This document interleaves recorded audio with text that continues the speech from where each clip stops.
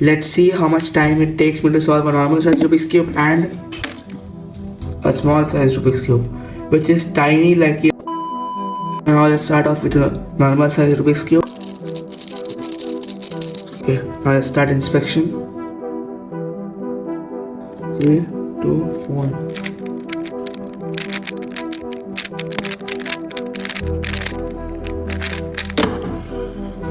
Time is 19.71 seconds. Start off with the smaller one. It's so small. That's what she said. Okay, now let's start. 3, 2, 1.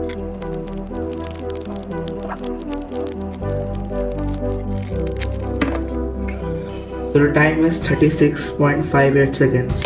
So now